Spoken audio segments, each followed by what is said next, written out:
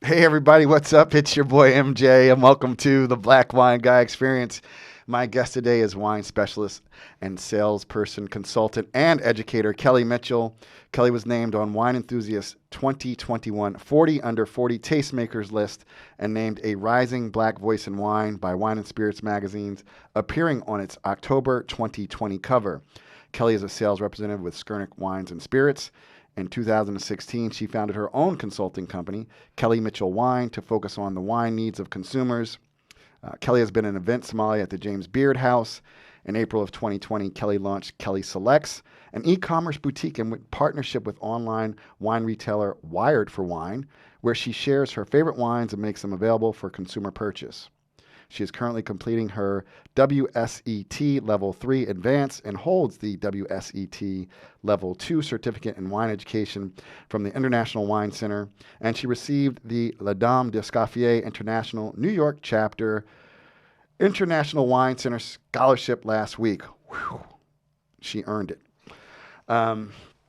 Kelly is a member of Black Wine Professionals and a mentor for Wine Unify, and she has been featured in 750 Daily, Cosmopolitan, Martha Stewart Living, Forbes, Wine Enthusiast, NBC News, and VinePair, and has appeared as a guest on several podcasts, but she's finally made the big time because she's right here on the Black Wine Guy Experience.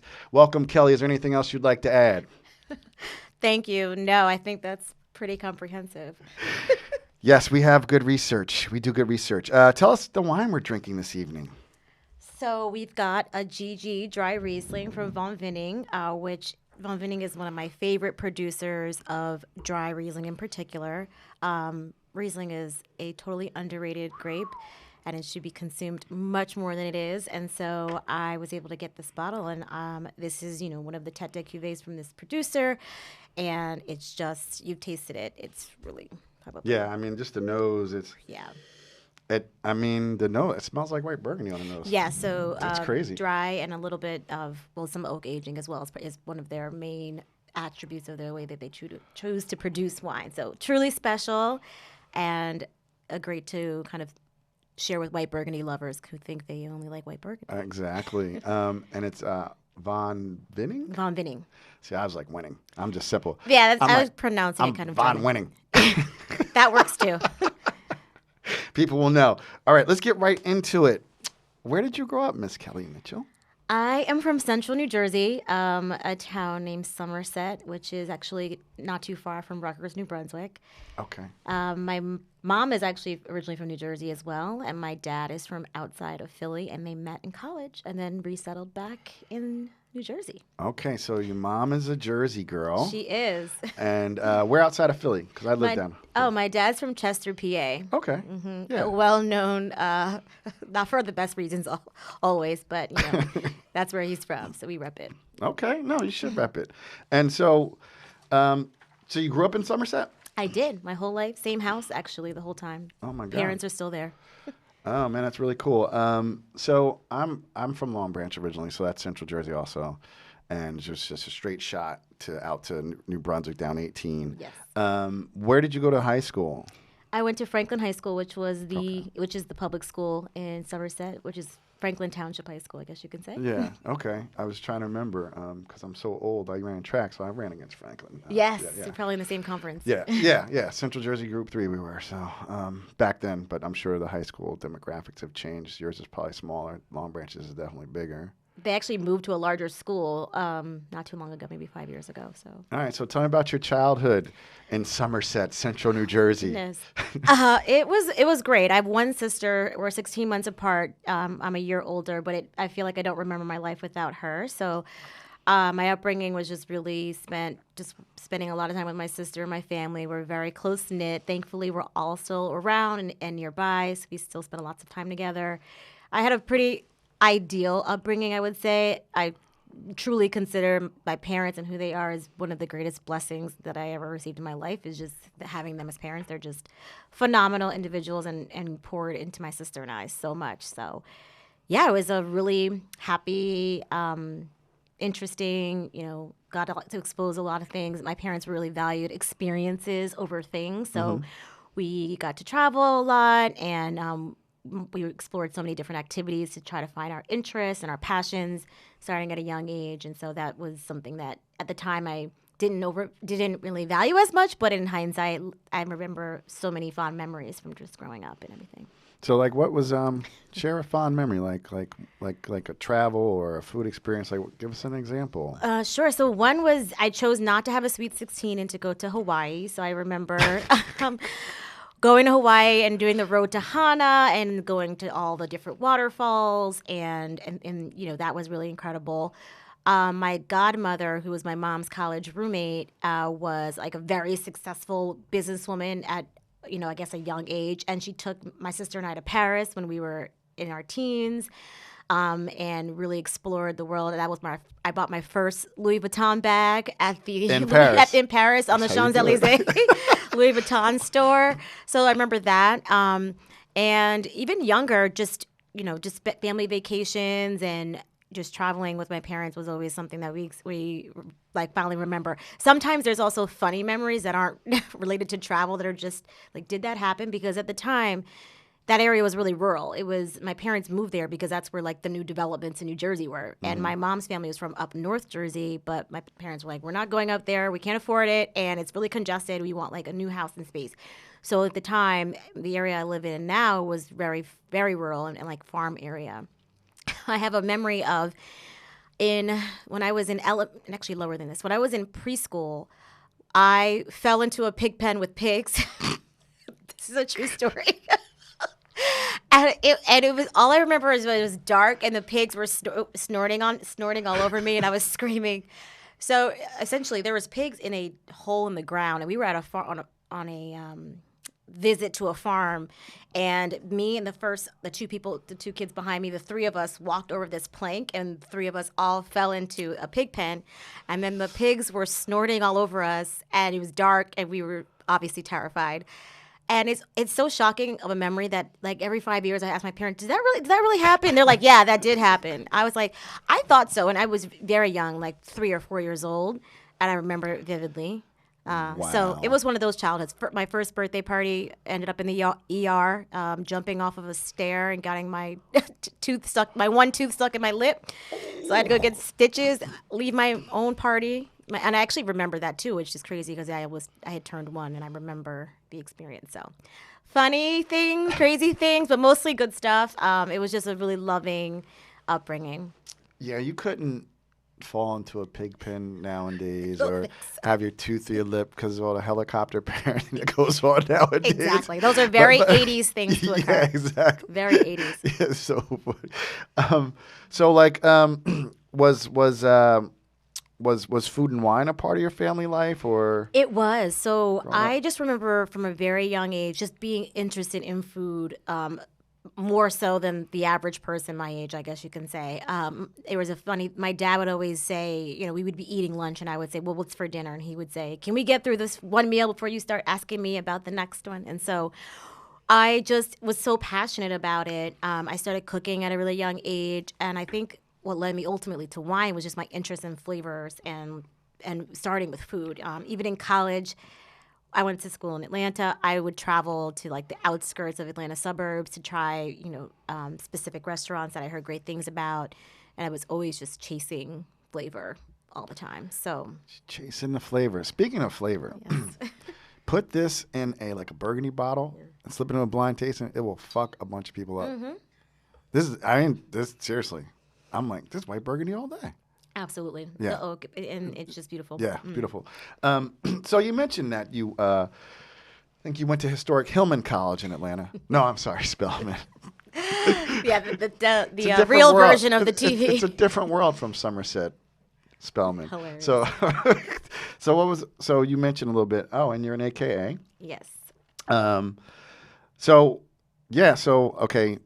I know Somerset. So what was it like going from Somerset to historically? Yes, so that was college and university. A big change. I was already kind of tracking to certain things like that. So we were also in Jack and Jill growing up, which is for our guests. I know, but please. Right. There's a lot of people who family organization.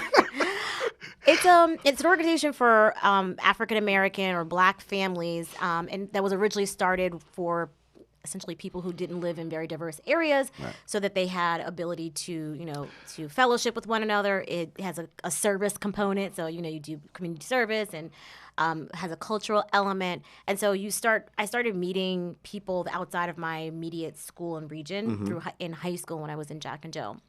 And a lot of them were talking about HBCUs. My parents both went to HBCUs, and they met at Morgan State University, which is in Baltimore, and that's where they got together. And I had one family member who had went to Spelman, so that's kind of how it was on my radar. And for people, Spelman's it's like Smith. It's a very elite institution. It's it's like a blacksmith. Yeah, so but not one who puts horses on shoes. It's a HBCU, but it's an all liberal arts, all women's college. So yes, that's kind of why people put it into the same category with Smith. And it has a strong and long history. A lot of great alumni. Really great alumni. Leaders.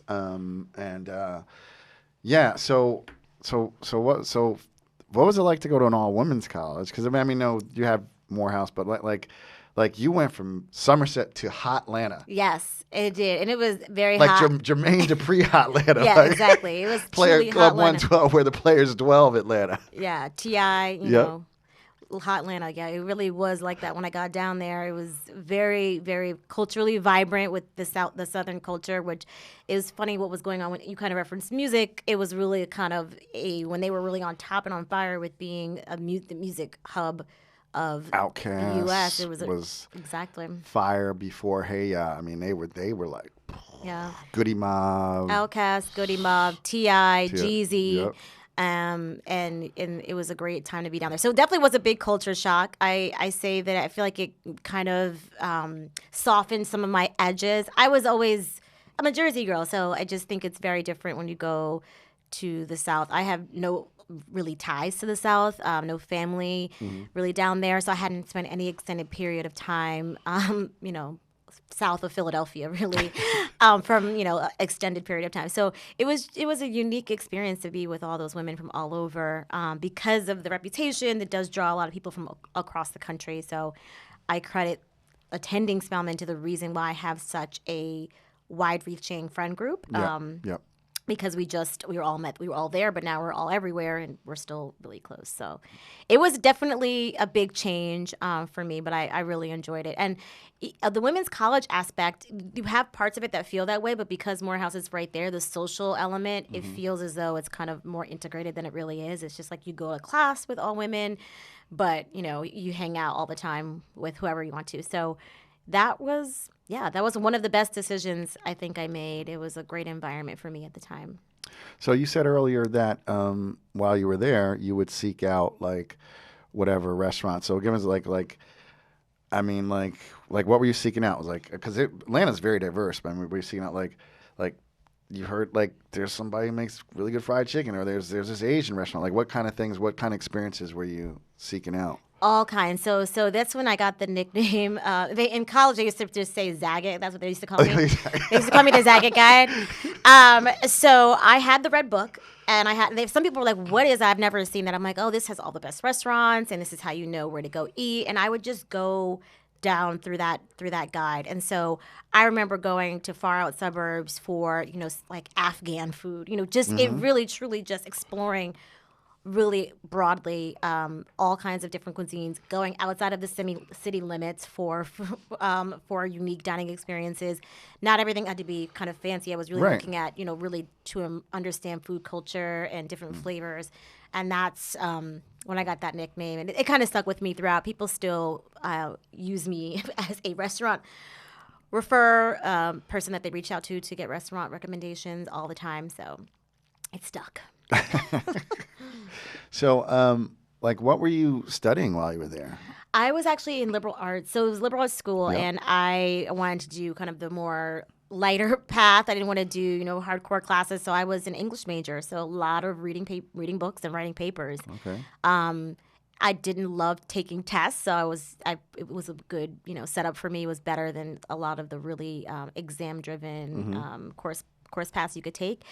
And, Spelman, part of what makes it unique is there's this strong core curriculum that everyone is responsible for taking, which talks about the history of, history of women, history of African Americans, all kinds of core classes that they find to be important.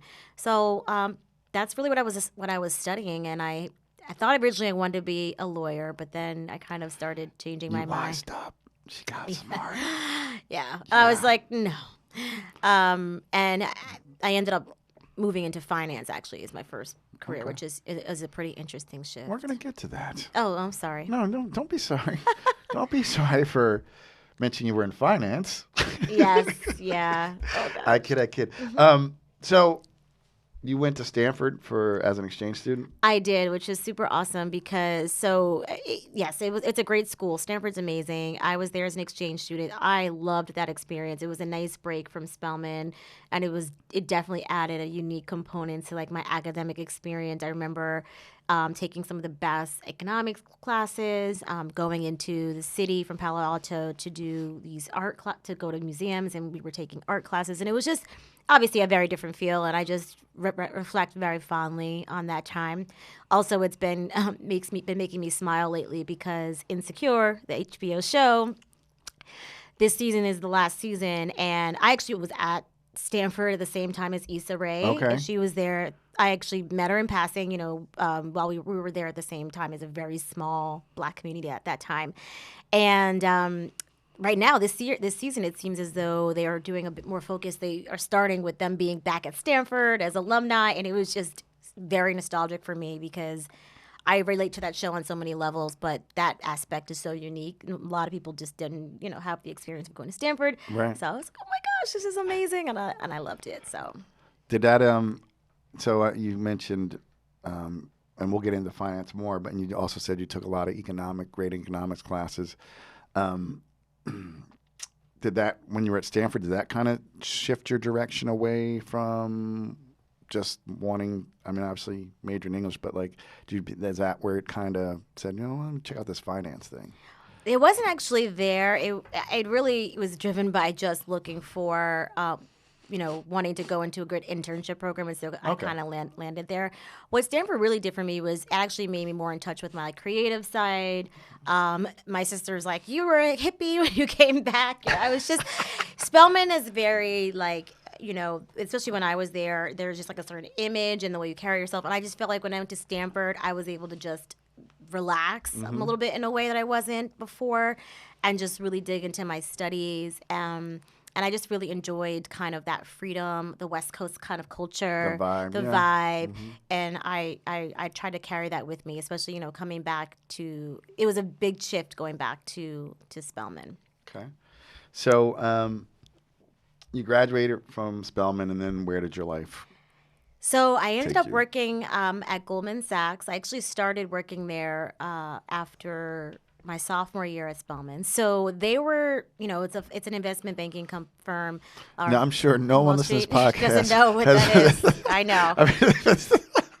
I know. Well, and financial services company. So I landed there because at that time they were making a very specific effort to recruit from top HBCUs, which is why they ended up at Spelman, and to recruit people who did not have finance degrees. Yep. They wanted thinkers out of the box. Exactly. Creativity. So that's kind of how and they had some of their internship package was a phenomenal offer. So that's how I landed there the first year. She got an internship package. Most people are like, can I work here for free? She actually got a package. It was a very, it had included housing, it included all kinds of perks. My producer was like, shit, this is great. I should have went to Spelman.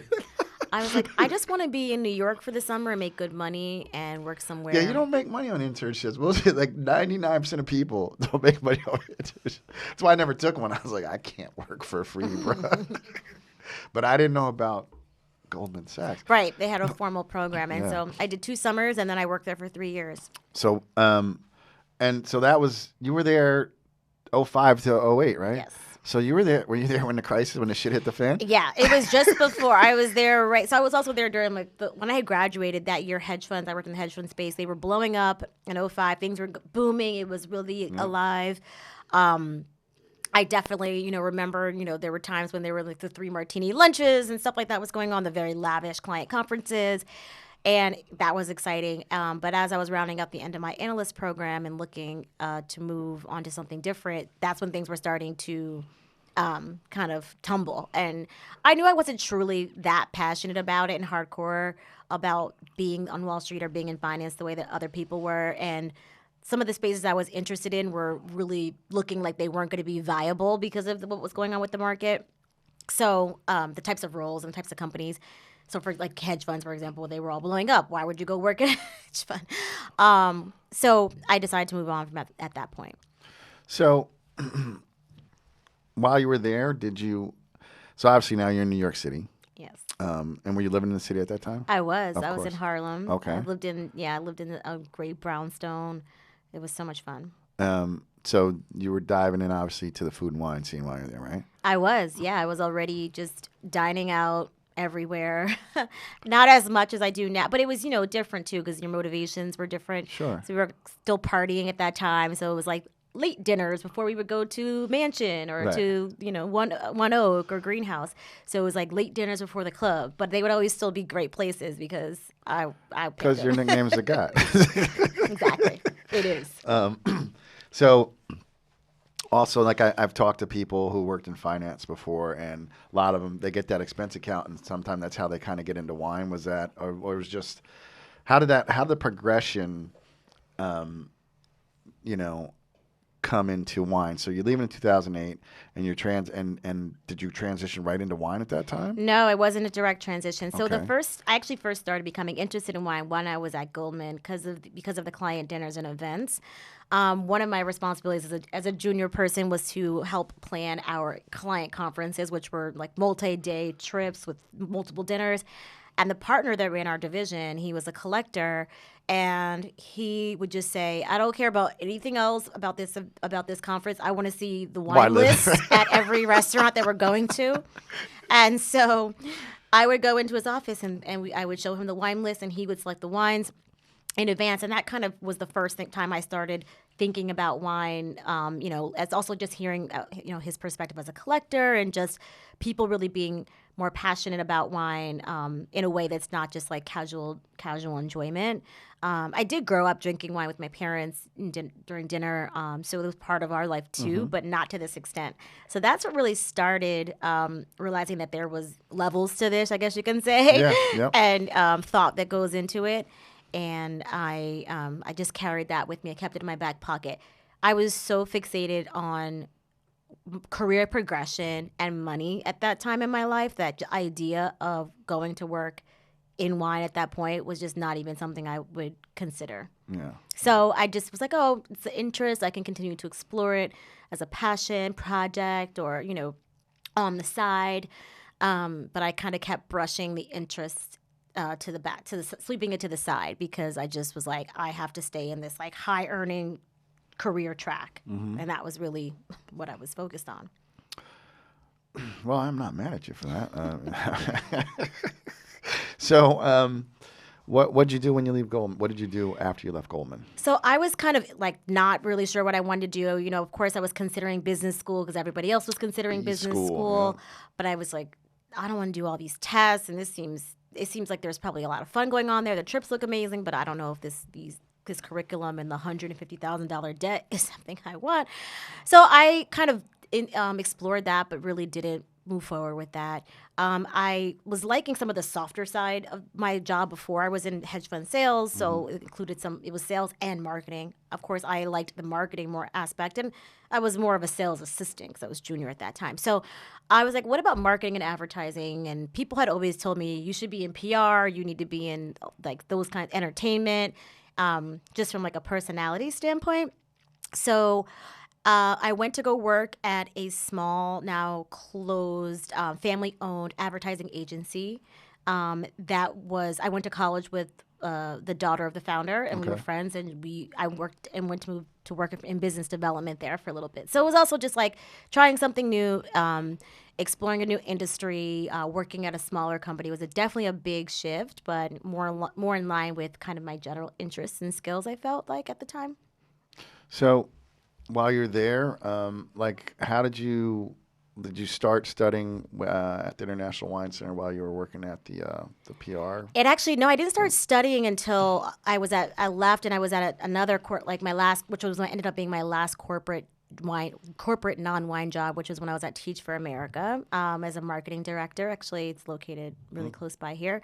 So I was in their corporate headquarters working on marketing campaigns to recruit the teachers to come be teachers. So it was fine, but I was 30 and I was like, this is fine, but I don't really love what I'm doing.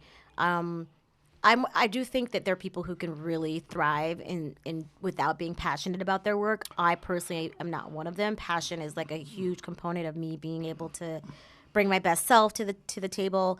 And so I started taking classes then at the International Wine Center. And what was great about that is it kind of, the teacher pulled me aside and was like, I don't know if you're an enthusiast or if you have interest in a career path, but you have natural strength with your palate. You should consider working in the industry. So that's kind of how it started. And I was still at Teach for America at that time. But I really started giving it serious thought. I was like, well, what are the jobs? Because I don't think I want to work in a restaurant. I don't want to work at a store. So what else is there to do? So that's when I started exploring kind of corporate-y wine jobs, looking at the marketing side of things, looking at PR, and then eventually sales came into play because it's one of the few day jobs in the industry as well, which I like. I mean, it's not 100%, but it mostly is more of a day job. I mean, I have said, like, I worked in restaurants, but it's not my thing. Yeah. And if you're older too, like if you're 30, like, and you're just coming in, you don't want to. No, yeah, it's not the path. It's like if you come up through it, it's different. But like at 30, clocking dollars at Goldman, you try to go work on the floor at a restaurant. Yeah. So, I totally get it. You know what? Let's take a quick break, and then we're gonna come back with more Kelly. Great, thanks. Okay, we're back. So we were talking about, how you started to make that transition, started studying at the International Wine Center. So you went there and the instructor said you have a good palate. Like, so this was after your level 1. Like, what was going on? It was during my level 1, but I was still working full time in marketing. But it gave me the confidence to consider it because I am a hard worker, and when I put my mind to something, I usually can get it done. I will put forth the work ethic, and I think I have like a general sense of smarts, but I hadn't always felt naturally gifted in a way that I felt in wine. And I said to myself, if I cultivate this gift and develop it and continue to work as hard as I have worked before, if not harder, working in conjunction with natural talent, where this is going to work, it's going to happen. And so I just decided to try it and move forward. And even just the ability to the momentum I was able to generate on my own, without having a whole lot of success in the beginning, and just the relentlessness and persistence and resilience that I had to show. I know if it was any other field or any other type of work, I would not have been able to have that same outcome. So that's kind of how I just kept doing it. I said, this is something that I can turn into something because there's something already there. Very cool. I love that because I tell people, like, I've said a lot, like it's really hard work though. People need to understand that just because you have a certificate of any level, it's just hard work. It's not a lot of jobs. There's not a lot of jobs. So certificates are nice to have. I consider them more of a personal endeavor. They're not requirements for any job at all. They don't indicate a superior knowledge of anything over anyone. No, exactly. At all. So I do think wine education is valuable. I have found it to be a place where I find the opportunity to exercise more discipline, to always be a student. It is a very fun and social industry. So to have the discipline of studying and critically evaluating wine versus just consuming it all the time, I found that provides good balance for me. Yeah. Even though I have been out of the classroom for 2 years, I'm looking forward to getting back in. Pandemic mostly impacted that. But next year should be a back in the classroom year for me fully as I approach diploma. Okay. So we're going to utilize your wine education. We're going to pick that Oh, beautiful gosh. brain of yours. I wasn't ready for this. Okay. So no, you have a diploma from the BNIA in France as a certified expert in Armagnac. Oh, gosh. Tell everybody who may not know, because a lot of people don't know about Armagnac, believe it or not. It's a wine-based spirit that is a kind of a cousin to cognac. Right. It's a region, right? It's a region. It's a region, yes. But they produce a wine-based spirit that is a kind of more delicate example of cognac than cognac. Honestly, I don't drink a lot of Armagnac anymore. No, it's okay. And I got that certificate a long time You ago. don't have to. This is really cool. And also, what does the BNIA stand for? I can't remember what it stands for. It's the certifying body of Armagnac education. I in the bet the world. A stands for Armagnac, whatever it Yeah, is. probably does. That's a good guess. That is a good guess. It was a while ago. I took it actually in here in the city. It was, just another kind of specialty thing to explore. Go have a sip of your wine. Okay. Don't listen. We drink on the show. It's okay. Mm-hmm. Yeah, that's part of the hook. It is really good. Oh my God! Seriously, goodness. it is so good. Yeah, please come on. get What am some. I'm sorry. You have I'm to. a little off today. No, it's probably me No, bringing I'm not blaming nobody. awkward. Yeah.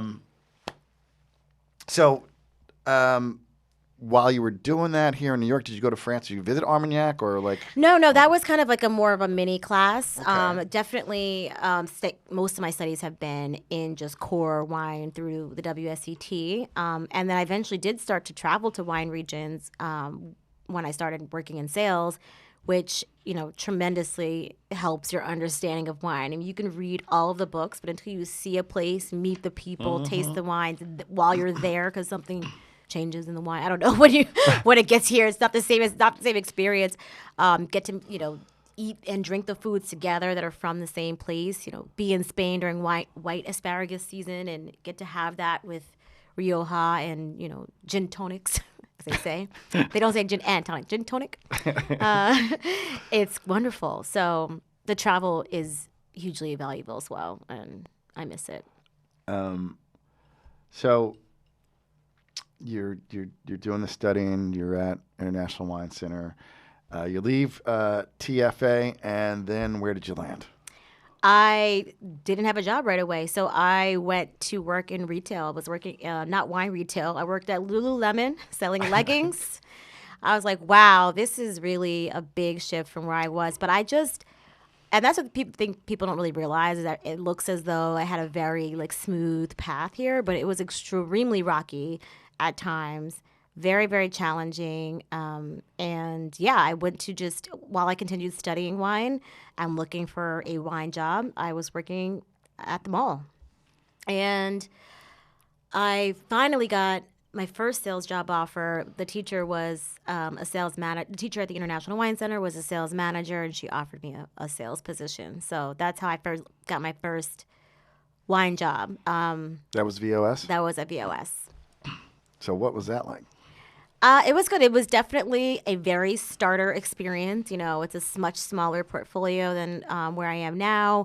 I was working in a really small market. So you're getting out there, and it's hard when you are used to it just felt like a true reset. I was 30 at the time, 31 maybe, and I really had started all the way over. Everything I did before was that's amazing, but it has nothing to do with what you're doing now. It is not going to allow you to come in anywhere at a higher level. So I just had to grind it out and be okay with that. So it was a great portfolio. I loved getting to know the wine producers, and because of that size of the company, there wasn't a brand management layer between us. Between a salesperson and the winery. So you could just literally call them up, the winemaker up directly or whoever. So it did feel more like mom and pop in a way. And I was more family oriented, I guess you can say. And I loved it. So it was just And then things. where was your territory? Sorry. I was in mostly central New Jersey, so kind of close to Okay. where, Yep. so more like the 78 corridor. And then when I moved to Skurnik, I moved up to North Jersey territory. Okay. So what's it like? I'd love to know what it's like to be a sales rep from a smaller, I mean, small selection, in an industry. Like what I see when I go to stores, I live in Central Jersey still, is like a lot of gallows stuff, like just a lot of established. A lot of established stuff is what I'm gonna call established for good, bad, but like VOS is it's more curated. Like what was it like? You're coming in, you're new to wine, Kelly, you're bubbly, and you're going in these shops, and you're like, what's that? What was? Yeah, it was definitely a challenge for sure. They did consider the portfolio to be very niche and specialty and higher end wines, but you just find the right buyers that are interested in those. I feel like at that time, I was having more traction with restaurants. Some of the nicer restaurants in that area, like the 90 Acres of the world and places like that. And yeah, just knowing that and I just also was really passionate about small production, family owned, estate wine from around the world, high quality. I had never had any interest in going to work for big brands. Because I just felt like that wasn't in line with my style and what I like to drink and what I want to share with others. So yeah, it was definitely an uphill battle for sure, but I just kept on, trying to get people to try it, and it was funny. I became one of the when it was really surprising to the ownership. I was the top salesperson. I had the top dollar per transaction as a sales rep at the company across anybody that worked at the company, even the New York sales reps, meaning my case orders, I was selling the most higher price point wines than anybody else, even though I was in, a territory that people would consider to be like more casual or, not as high profile because it's not the city. So I mean, it's Jersey. to sell some expensive wine. Man, you Kind of like this. exactly. So, what were some of the? So you said they didn't have. It was so small. There was no like brand manager. So, like, did you go out and visit any of your producers that were in your book at times? Tell about some of the trips you had when you were at VOS. Yes, the main was when I went to Spain, which I loved. It was phenomenal. We went to the Rioja region, to the Penedès, and to Cariñena and Ribera del Duero. So it was we started in Barcelona, kind of road trip style, all the way through to Madrid, and that was incredible. Just to meet the families, and they always have you over and cook for you, and get to know the stories, and just be able to tell the stories better. I immediately started selling a much more Spanish wine right after that trip and into the beginning of the next year. So it was a kind of a transformational experience. And the wine trips are long. I don't know if people realize they're not. Talk about that. They're usually a minimum of 10 days, sometimes a maximum of 14 days. And it's really because of the travel time, the number of producers you're trying to visit. You don't want to overload your palate in one day, so you can't just hit, 6 producers in a day. What are you talking about? All you do is drink wine all day. Right. It's like, you don't understand. It's like, especially if you're drinking like Ribera del Duero, like it rips your enamel off. Like you can't taste anything after that.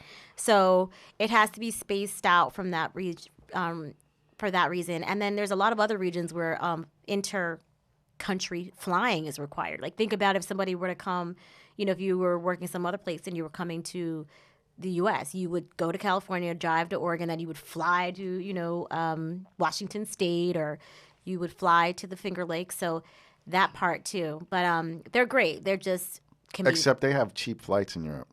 They do. It's like fucking $100 round trip. Yeah, I don't know why ours I don't know are why. so It's expensive. crazy. Yeah. Literally, Ryanair. Like literally, you could like. But I went to visit my daughter in Dublin. We were going to go over to Italy. It was like $78. Yeah. Round trip. That's What the hell? It's amazing. Yeah. It's amazing. But objectively, it's the same though, right? Like you said, like if you're coming and you're visiting, you got to be in Virginia, Finger Lakes, and you got to fly over to California. But then you're out fucking $3,000 here. Exactly. Yep. And I love it here, but like the history, like you said earlier, the white asparagus season and everything. Like talk a little bit about. And it's often said, but like what it really is, like what grows together goes together, like at the source. Yeah, I just think, what grows together goes together. It tastes, I think old world wine in general, I gravitate more towards. I started my career focused on old world wine, French in particular. I think Italy I'm becoming more versed, but I would say that France and Champagne selling and working is really what I was mostly doing in the beginning. So I just think those regions have so much of a long history between the wine production, the level of production that they have, the history of the production that they have, plus just their culture, how many multi-generations of families who have been involved with producing the land. Like, oh, I'm the 7th generation of family-owned, winemaker or grape grower. That's just, it's in your blood, it's in your DNA, and it's just a huge, I don't know, it just has so much more history and depth, I find. But yeah. So I have an opening here. So no, I agree with you. What do you think about athletes who are getting into wine? I think it's great on one level, but like you're talking about centuries versus I started drinking wine 5 years ago and I got a lot of money, so now I'm going to have a winery.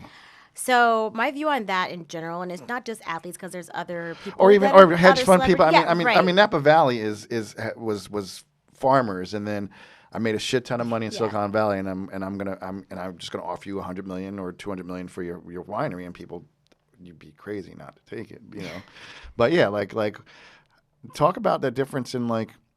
Yeah, so don't have to make about athletes. I'm not dissing you guys. Come on the show. But like the philosophy of winemaking you see here, like in California, particularly Napa, and now we're seeing a little bit more in Oregon versus like a domain's been in a family for like 700 years. Right. So my view is more so about the difference between a brand and a state, Okay. And so I view things that way. I personally think that wine is first and foremost an agricultural product, which means that there are people that grow it. There's a person who makes decisions during the vinification process, and that's what turns it into a consumer product that we enjoy. I gravitate more toward wines that have people and faces associated with them.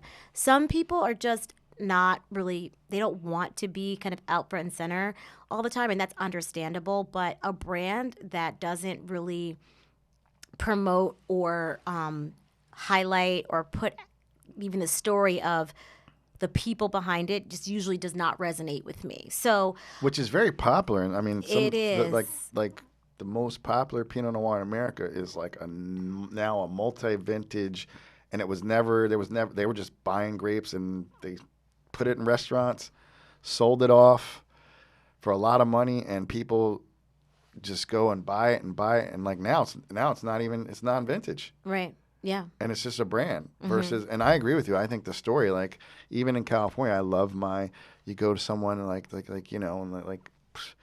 someone's like, yeah, my family bought this place in the 70s. Land was cheap. Yeah. In Paso Robles, I couldn't do this today, but like we got all these acres for $70,000, which was a reach for my family. You know what I mean? Right. That's such a more meaningful story. So I know a lot of consumers who are just looking for a specific taste or trying to hit a specific price point. They may not have that same approach or lens when they're looking and evaluating wine, but almost any wine you ever hear me talking about is going to have that kind of vibe, which is where there's real people associated with it. There's real farming, usually sustainably farmed, usually minimal intervention, winemaking, and I just really think that's what should be more front and center. I think there's also like things that have happened in the wine kind of world culturally, the rise of the celebrity sommelier a few years ago, which I feel like that has kind of died down some. And I think winemakers are the most important people in wine. Winemakers are. I mean, and I want to know about them. Yeah, no, that's a very interesting phenomenon because when I'm old. I'm older than you. But like there was like 5 Psalms in New York when I was in the business. It was not like and no one like your wine is like, did you know wine? You know, like did you know wine? Like Kevin Israeli, Godfather wine education. He has no certificates. Like you know what I mean? But Right. like he went and studied and did this thing. You know, and yeah, I think it's been great what happened with the. I mean, awareness is good. But like the celebrity psalm thing, like you said, and I love you guys because you guys have been on my podcast. But you know, but what it did though, like what the psalms do is like they go and try and tell the story of the farmer. I went, you know what I mean? So like let's just put the farmer or the winemaker because so many winemakers I know like I'm a farmer. Yes, They don't even absolutely. consider them a winemaker. They say I'm a farmer. Farmers, yeah. You know, like That's why I love using the word agriculture when I talk about wine, because people forget it's an agricultural product first and foremost. It changes year over year. It's so connected to the earth and to the environment, and Yeah. this crazy weather and all the global warming is really giving us some it's problems. giving us better wine in New York and drier Riesling. Yeah. I know it's one of those challenging. catch-22. It's challenging because we're benefiting from it, but then we're like, you know why that is, right? You know why the wines have improved, right? You know, And I think, as far as just lastly on the celebrity, involvement in the wine industry, I think that celebritydom has changed to the point where, in order to be a celebrity, you have to be attached to products. You have to be attached to consumer products. Endorsements used to be for athletes for products that were related to their field, sports drink, athleisure, athletic wear, and it wasn't about what they did at home or having what they liked. So I think now we're in a very highly materialistic and consumer oriented era of our existence, in my opinion. Yeah. And because of that, celebrities who are having to remain relevant, they have to attach themselves to products. So many of the top celebrities aren't even first and foremost thought about for their initial craft anymore. I know. And people are killing it. Like, it's no shade. I think I'm more impressed with what I see is going on outside of the wine industry when it comes to celebrity culture. But I think that there's definitely people who are coming for being that celebrity in wine, and we probably all know who they are, and that's nothing against that. I think go for what you want, but I think we're kind of just getting caught up in the fact that we're a consumer product, we are a lifestyle product, we are a luxury industry, and because of that, we have people coming in to attach themselves to it. So it's less about not respecting the history or they don't, their wine's trash. Like, that's not at all what's being said. It's just that we're just getting caught up in what's going on with consumer products across the board. And that's until our culture at large changes and what celebrities need to do to remain relevant changes, we're going to be part of the mix because we have a product that that has a great reputation, and it has a high-class reputation, and it's fancy, and it's such a challenge. Savvy. I know. It's so challenging though, right? It is. I mean... someone texted me today about blue wine. I said, nope, wine's not blue. Oh yeah, that's a little bit more fringe, and there's definitely no celebrity attached to that. No, but to your point though, it is an entry into a market. Like I had to think about because I love marketing, and like people don't. There's only like 3 markets. There's health, wealth, and like self growth. That's it. Everything you can break. Every product will funnel down into one of those in some way. Interesting. And I was thinking about this a few months ago. I was like, wine is completely a wealth product, so it does increase status, et cetera, so Absolutely. on. But I think it makes it challenging, like as a wine professional, though, because someone may want something just for someone's celebrity, but that's not necessarily like even at like. If you're going to spend $15, I can get you a better bottle of wine for $15, man. Totally. And that's why I tell people the best way to continue to explore wine is to taste. I very strongly draw a distinction between spirits and wine. I think it's fine to have a favorite gin. I think that's fine. You can have your favorite gin and stop there. You don't need to taste all the craft gins in the world. But to stop at a specific wine is extremely limiting, and you should be continuing to explore that region, that producer, that grape grown in other parts of the world. There's so many directions that you can go from liking a specific wine, and I just continue to push that on people who get stuck too early or treat it like, oh, I like Casamigos, so that's I'm stuck with that. That's fine. That's fine for tequila. That's not fine for wine. Move on to something else. Try something else. So, how did you end up at Skurnik Wines and Spirits? I ended up there. I heard about the opening that was there. I guess it was funny. There was the former sales manager for the state had seen me in passing. I was leaving an account. It was actually at the time a really high-profile restaurant opening in South Jersey, and he was on his way into the account. And I guess he and the buyer just exchanged like favorable comments about me, just like, oh, she's really great. Have you ever you've seen her? And I was working at a really small company at the time. So that was when I guess became initially on their radar. And then once I was made aware that there was an opportunity, we just connected immediately, and I interviewed and moved forward with it. So I had Kevin Zerelli on the podcast, and Oh, wow. and she don't listen to my podcast. I do, but I didn't listen to that episode. You have a lot of episodes. I do. Actually, I can't believe how many I have. It's really insane. I just do it, and then I'm like, you need to put this it needs to be archived, library. Well, that's what one of my producers, one of my executive producers, she said. She's like, this is like a time capsule, especially because when we started in 2020. But Kevin Zerelli, who Michael worked for him, Yes. he said, I think Skurnik Wines is the best importer in America right now. So what's it like working at a place that just has? And this is when I have loved their wines since I worked at Acker. I know that I worked there in the '90s and when they were just coming up. But like, what's it like? I knew they were really killing it when they could go into LA. Like when you're a New York company in wine and can go into LA, like all the people they have been repping. Like, so what's it like to work for like this company that is really held in high esteem in the industry? What was that like, that transition? In the beginning, it was it was challenging going from a really small company to a larger company. And that was definitely the first thing. It was definitely like a culture shock in that regard. Getting to learn the portfolio, which I think now is over like 3,000 wines or something like that in the New York area, were big learning curves. But I absolutely love it, and I agree. I think that it's the best company to sell wine for. It's the best importer. I think our portfolio is amazing. I felt even more connected to our portfolio during the pandemic when it was just, we didn't have our, lovely sales office open in Manhattan.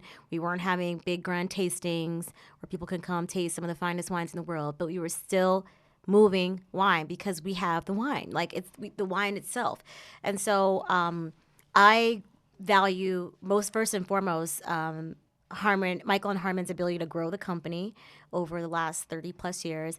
I truly value their ability to curate such a phenomenal and dynamic portfolio of quality. I mean, honestly, to me, and I tell people who are looking again to wine sales this all the time, the two most important things to consider when you're looking at any company is the portfolio itself. What wines are you selling? That is hugely important.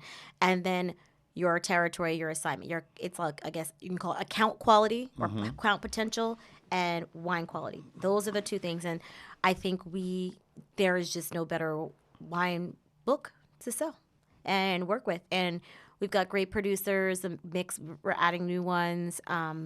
We've got small and some that are getting larger, but that just really is what it's about. And I think the reputation has developed based on the wines that we like, mostly rooted in the wines that we have. And then we're also known for having like great salespeople and people respect legends. The talent. Legends. Legends who've gone on to start their own companies, even just people who were just legends in the marketplace. Yeah, it's it's one of those places. It's like if you come out of there, And people rarely leave. Honestly, I especially. I think you kind of have that too. No, you're right. Just want to acknowledge the passing of Tom Lynch, who was employee number one. He was there for over 30 years, and that guy could have did anything, and he never left. Never left, and that we missed him so much. That was a really devastating loss for us. But that is, that's the case in general with a lot of people. I think, you have that initial turnover of someone who, stays for, let's say, under 2 years, just maybe that's not a fit for them, not going the right direction for them. But if you make it over that 3-year hump, most of those people stick around for quite a while. I can't even believe that I'm in my 5th year there. It's unbelievable because it's just gone by so fast. But yeah, I think it's a great company. I really can't see myself selling wine anywhere else in New York or New Jersey, and I'm happy to be there. So, but before you joined them, you actually started Kelly Mitchell Wine. Is that correct? I did. Okay. So I was at a small company before, which I mentioned. So I was really still scraping by. It was a very scrappy situation. It was not a high-earning job at all. And so I was like, I need more money. I need to do other things. And so I said, what can I be doing with the consumer audience? And also, it was also kind of coming toward me. Every time I would go to a baby shower or wedding, I would get cornered. Oh my gosh, Kelly, I heard you work in wine now. That's so amazing. What do you do? Because it was also so different than anybody else in my world. It still is. And so I realized there was a lot of consumer interest, but I wasn't sure how I could work with them, given that I work inside the trade. So I started saying, what about doing wine education and wine tastings with people? And that's kind of how Kelly Mitchell Wine started, and it still continues to be just a consumer-oriented consulting firm. And inside, I know you participate like in Champagne Week, like you're doing like you. Yeah. What's your interest in champagne? Well, I have a very personal interest in champagne because I just love it. I drink mostly white Burgundy and champagne only. Actually, for all you guys who are wondering, Kelly, you're not going to step to Kelly with no bullshit. No, that's not going to work.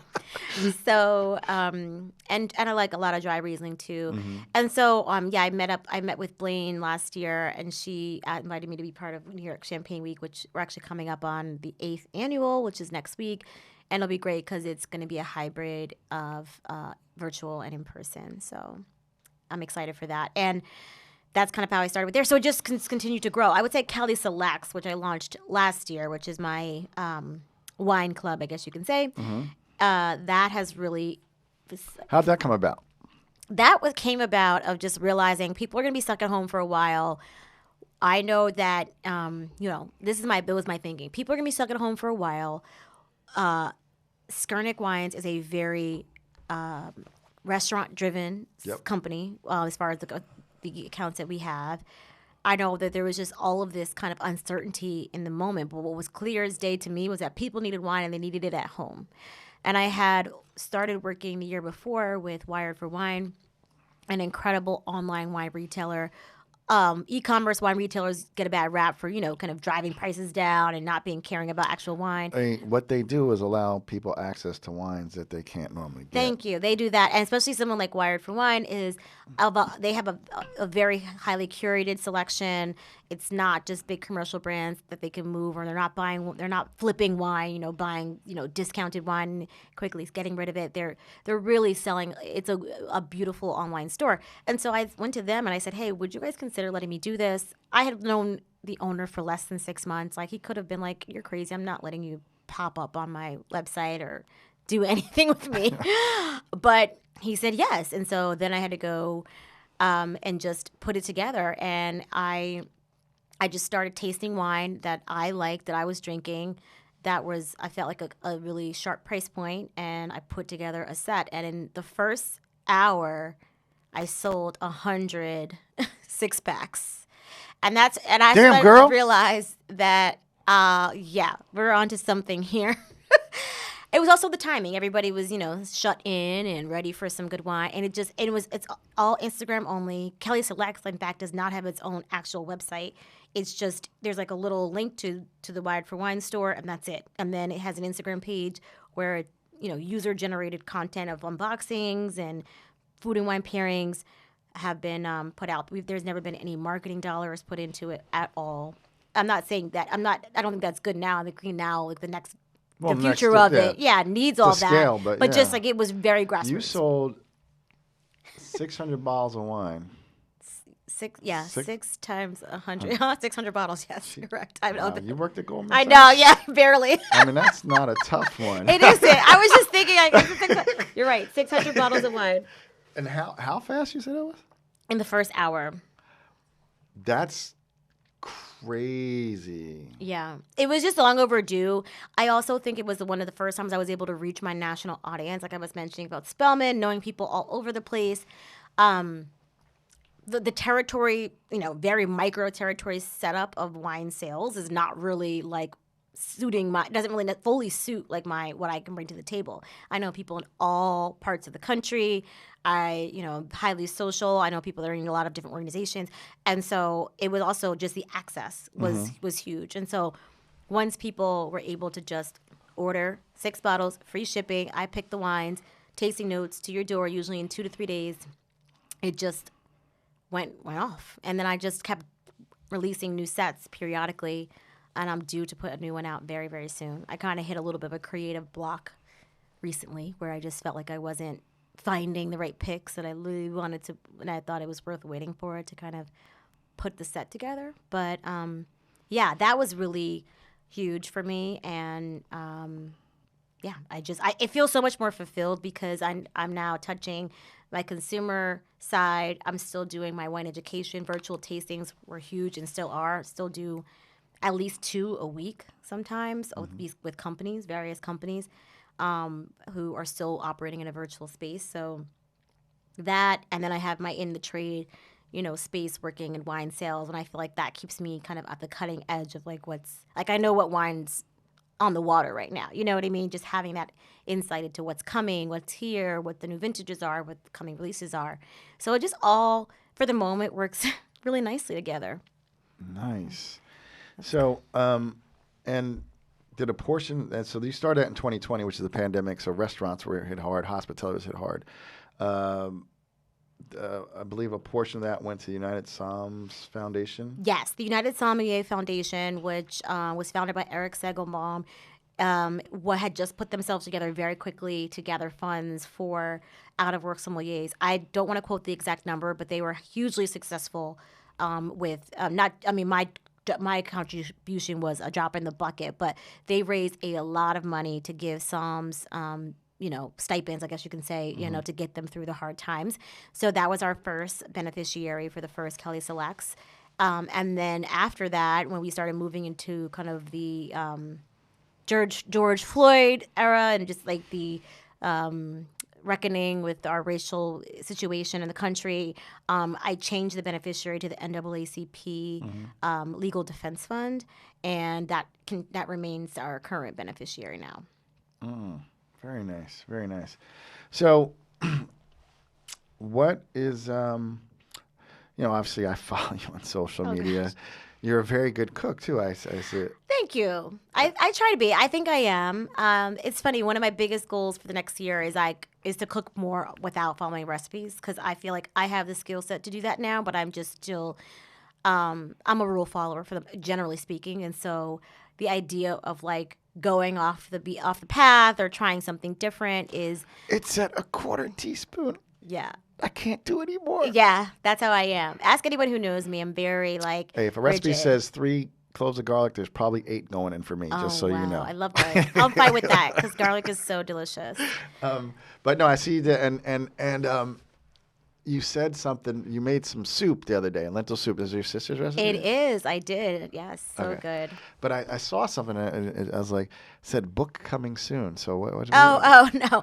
I mean, I did say that. That was kind of joking. I mean, you majored in English. I did. I am going to eventually write a book. I actually think there is some form of self-produced media that I will move into next year, whether it's putting out a book or doing, you're in the media space, launching my own podcast. I don't see that. Or just some other form of media. Maybe it's writing. So that's actually one of my biggest next goals is to direct and create some media around wine and food and myself. And I also feel like another big part of my brand and just what I represent is like the lifestyle. So I really like live and breathe like all of this. Like, I'm enjoying all these same wines. I'm out eating and drinking everywhere. I'm, socializing. And so I think there's an authenticity that comes across when people are like, oh, she's not just trying to sell us something. Like, she really does this too, Yeah, no, there's You're not an influencer. You're No. actually living this. Like, it's not. This is like your life. It is. It's not like, let me make this look like this is my life. You know what I mean? It is. There is an authenticity that rings Thank you. true to that. Speaking of which, and then you just do some dope shit. So like, you went to the family reunion. Tell everybody about the family reunion. You were there, that was and great. And like that was out of bounds. Yeah, so Chef Kwame, I can't remember how to pronounce his last name. Starts with the O. I know, it's Chef so Kwame. bad. Most people know who I'm talking about. Yeah. He's an amazing chef. Just Google, if you Google Chef Kwame, he'll come up. He decided to launch an inaugural event called the Family Reunion, which was a food and wine event held at the Salamander resort in Virginia, which is kind of it's a 5-star spa resort, Black owned, and he put together a roster of global dynamic chefs, most of whom were his contacts. It was Kwame's family reunion, so he picked the people he wanted to be there. Carlton McCoy led the wine team and invited me to be on the wine team. And yeah, it was a really great experience. It was a very intimate setting. They really capped the attendees. So it was a very, didn't feel like a massive event. It was just really hands-on. There was panels during the day, lunches and dinners, lots of music, dancing. Dave Chappelle came. I was like, Chappelle showed up. He waved at me. But it was a really great time, especially for, coming out of the pandemic. Such an amazing event and memorable event. I look forward to seeing what they do next year. I know there was so many people. There's a lot more eyeballs on it now, so I wonder what the next version of it will look like. Yeah. Because there really was a very limited experience for a certain amount of people. But I look forward to it continuing, and hopefully I'll be involved as well. Very, very, very That was cool. pretty cool. It was. Yeah, no, I was like, damn. I was doing some. I mean, I didn't get invited, but I was doing something that week anyway. But I was like, shit. Yeah. Dave showed up. I was like, this is no joke. That's a top 5 memory for me for the year for sure. That event. She got a double like of the year. The I know, year. like, that would make my decade. Right? No, it made my year. She's like, you old. Of course it makes you like, Oh no. No, I digress. So,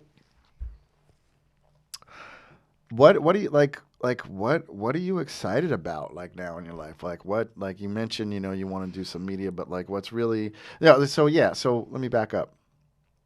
40 under 40. Mm-hmm. How did that feel? That was incredible. It was actually like a dream come true. I'm 38, so I just made it, and they are no longer doing 40 under 40 next year. So I literally just made it because it wouldn't have been possible next year because they're changing the dynamic of the format of the award. But I mean, I think it all came together at the right time. I definitely think, the Kelly Celex piece and all of that kind of taking off was hugely important to what made me considered and put me kind of on their radar. And it was great. I was so happy to celebrate with my friends and family. I had like a really epic party. It was really, really fun just to celebrate because it had been a long journey just in general. Again, I know a lot of people look and think that everything was like so smooth the whole way through. It was really, really rocky in the beginning years. And so just to kind of have that recognition was just so wonderful. And I also just like this stage of life. I am not a wife, I'm not married, and I don't have any children, but I'm just I'm really happy with how my life is at the moment and what's going on in it. I really enjoy this life stage of what's going on with my friends at the moment, and just their careers thriving, them thriving as mothers. I just feel like it's like a good stage, I guess you can say. We're in a good space. Mm-hmm. And that's what's exciting too, is just being able to like continue to expand and share all of this with my friends and family mostly. And that's been really fun, and it's been going on. And I just have people in my life doing amazing things all around. So there's just so much inspiration coming from all over that I'm really just tapping into the energy and the momentum of others and trying to find that within myself. So yeah, I mean, you did a niche. Was that last week? 2 weeks ago. Yeah, and another great post of like all the support you have in the community. So what's it like being a mentor at Wine Unify and being involved with that? Like, It's good. We're just getting started, but I think mentorship is really hugely important in the wine industry, and so is mentoring.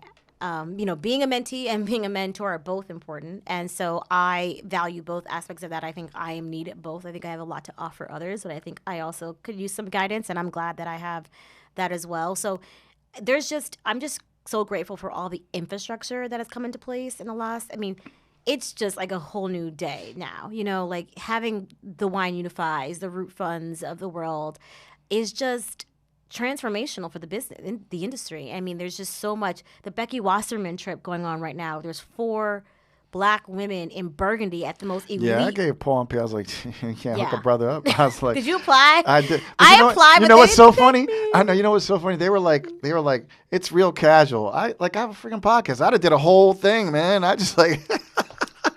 I know. I think that was like one of the best opportunities that came. Oh my God! up. I don't know shit about Burgundy except I like it. Yeah, no. And I would really love to go and study it. So no, that is really dope. So let's talk. We're coming up here on the top of the hour. So let's talk about like the meal and the bottle of wine, or the bottle of wine that just you were like, ugh, I'm going in the wine business. It's so funny. I was actually while I was exploring careers, I was volunteering at one of those like top 100 consumer tasting event type things on the event team, and I tasted Flowers, Camp Meeting Ridge, Yep.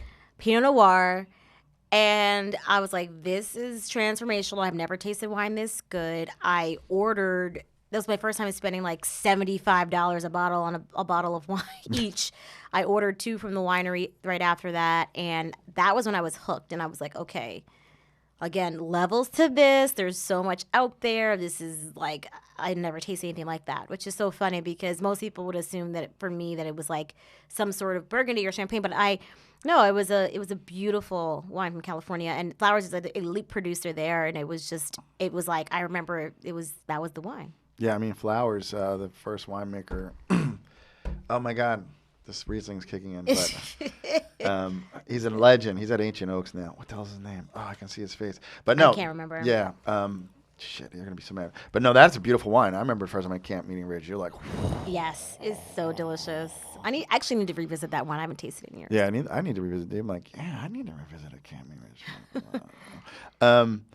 Well, Kelly, oh my God, you know what? We're gonna have you back on at some point when you know, like when you have the Kelly Mitchell show. Oh, that would be amazing. I know. I just think that you're doing such an amazing job too, and like just to share all the amazing stories that you have and continue to do, and your podcast being kind of would you say it's on the youthful side?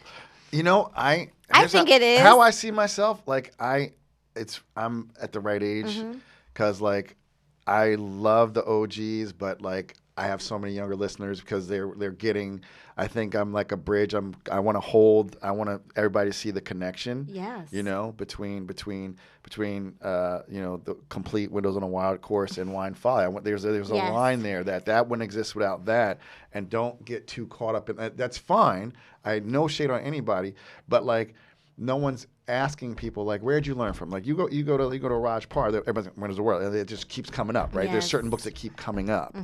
But then I'm a goofball and I love, so I keep, yeah, it is, and you know, it is like also, I love music, so, and all music, but you know, I came up on hip hop, so like, which is now popular, well, that's not hip hop, what they're playing now, but maybe one day he'll get back to that situation. But yeah, I think I'm in a unique place, because, I have so many, you know, I had a guy who's not even 30, who's Thacker Biggerby, who's killing it, you know. And then listen, if you want to be dope, you know, you're the 4th under 40. Now I was going to have you on before you even got that, but like 4th under 40, you know, we have, you know, people come on here and then they're written up in the New York Times. And love it. Hey, that's my goal still. I want to still get written up in the New York Times. Yeah, so do I. So put that out there. So no, thank you so much for that. I really appreciate that. And just for me, it's just it's about your stories. I love stories, and when I started this, I was like literally a couple old friends catching up over a glass of wine. If you don't want to have a bottle of wine with me, then there's something wrong with you, and that's okay. We don't have to have a bottle of wine, but so far it's been great, and It works. thank you for being here, everybody. You so much. Oh, tell everybody where they can find you, how they can be a part of what you're doing. Sure. So my primary Instagram page is Kells01, KELLS01. I also do have Kelly Mitchell Wine Instagram and Kelly Celex, which is the name of my wine club. So I hope to be doing more with all of those, but Instagram is my main platform, and that's where you can find me most quickly. Awesome, everybody. So until the next time, cheers to the Mavericks, the philosophers, the deep thinkers, and all you wine drinkers. Peace. Cheers. Cheers. Thank you so much.